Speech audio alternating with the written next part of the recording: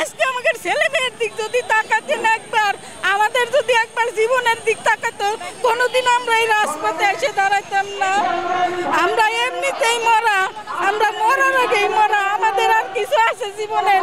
কিচ্ছু নাই। মাঝে 1 বছর বেতন দিছে, আবার বেতন বন্ধ করে দিছে।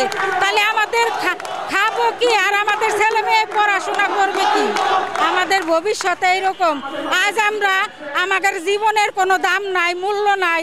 আজকে আমরা কোনো দেখেন না, এই বৃষ্টিতে ভিজে কষ্ট করে দিনের পর দিন না খেয়ে আজকে আমরা এইভাবে এসে দাঁড়ায় দাঁড়ায় কথা করছি। কোন কারণে? পেটের দুঃখে জানেন। আজকে আমাদের ছেলে মেয়ের দিক যদি তাকাতেন একবার, আমাদের যদি একবার জীবনের দিক তাকাতো, কোনোদিন আমরা এই রাজপথে এসে দাঁড়াইতাম না। আমরা এমনিতেই মরা, আমরা মরার আগেই মরা, আমাদের আর কিছু আছে জীবনের? কিচ্ছু নাই। যে মা সন্তানদের পেটের ভাত দিতে পারে না, এর চেয়ে বড় কষ্টের কোনো কিছুই আর হয় না জানেন। এর চেয়ে বড় কষ্টের পৃথিবীতে আর কোনো কষ্টের জিনিস হয় না। এরপরেও কি আমরা ঘরে বসে থাকতে পারি না? তাহলে আমরা কিসের জন্য আইছি? এই কারণে আইছি, আমাদের মাসের পর মাস, বছরের পর বছর আমাদের ঠিকাদার বেতন দেয় না। কোন কারণে দেয় না? কিন্তু আমরা নিজ প্রতিষ্ঠানে শিখি, কাজ করে যাইতেছি। এইভাবে যদি আমরা বেতন না পাই, আমরা কি খাবো? আমাদের ছেলে মেয়ে কিভাবে পড়াশোনা শিখবি? এইভাবে আমাদের জীবন ধ্বংস, আমাদের বাচ্চারা ধ্বংস। আর আমরা কি করব? আপনাদের কাছে এই বিচার চাই। আমরা আমাদের জীবনের আস্থা চাই, খাদ্য চাই, আমরা বেঁচে থাকতে চাই, আমাদের ছেলে মেয়ের শিক্ষা চাই। এইটুকু বলতেছি। এইটার ব্যবস্থা যা করার সরকার করুক, আমরা আর কিচ্ছু চাই না। এই পর্যন্তই বলে শেষ করলাম। বেয়াদবি হলে মাফ করবেন। ছেলের কোনো বাবা নাই, মারা গেছে। তা আমি মা হিসেবে তো ব্যর্থ। ছেলেদেরকে যদি না খাওয়াতে পারি, না পড়াইতে পারি, তা আমি দেশের নাগরিক কি? আমার বাচ্চাদেরকে আমি কি শিক্ষা দিব? ডাক্তার ইন্নুসে বলছে যে পড়ালেখা করাইতে বাচ্চাদের জন্য পড়ালেখা ফ্রি আছে, তো মাদ্রাসা কোনো ফ্রিও দিতে পারতেছি না, কোনো টাকা দিতে পারতেছি না, বাচ্চার পরীক্ষার টাকা দিতে পারতেছি না, খাবার দিতে পারতেছি না। হসপিটালের এসির বাতাস খায় খেয়ে স্যারেরা ইয়া করতেছে, আমরা তো ওইটাও চাইতেছি না। আমরা বাচ্চাদেরকে 2টা ডাল বা খাওয়াবার জন্য আমরা চেষ্টা করতেছি। পড়ার কিছু আমাদের স্বাভাবিকভাবে আমরা কত পড়ালেখা করাবো বাচ্চাদেরকে, ওইটা আমরা শুধু চাইতেছি। আমরা ন্যায্য বেতন যেটা আমাদের, এটা আমরা আমাদের বেতন ঠাই চাই, এমন আমরা ঠিকাদার চাই না।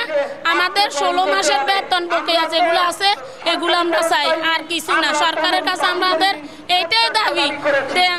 আমরা যদি বিনা বেতনে যদি এরকম যদি না হয়। এবং জুনায়েদ সাকিব ভাই আসছিল, আসার পরে ওরা ভিতরে সচিবালয়ের ভিতরে কি একটু মিটিং করার পরে আসি বলতেছে যে আমরা শান্তিপূর্ণভাবে আমাদের যৌক্তিক দাবি, আমাদের দাবি সরকারের দ্রুত মানার জন্য আমাদের বলে গেছে, এবং আমাদেরকে বলে গেছে আমরা মাঠ থেকে উঠে যাওয়ার জন্য, এবং দ্রুত আমাদের রফিক এবং বাবু ভাইকে বাইর করার জন্য সরকারের কাছে আবেদন রেখে গেল। আমরা এই ভুয়া আশ্বাস আর মানতে চাই না।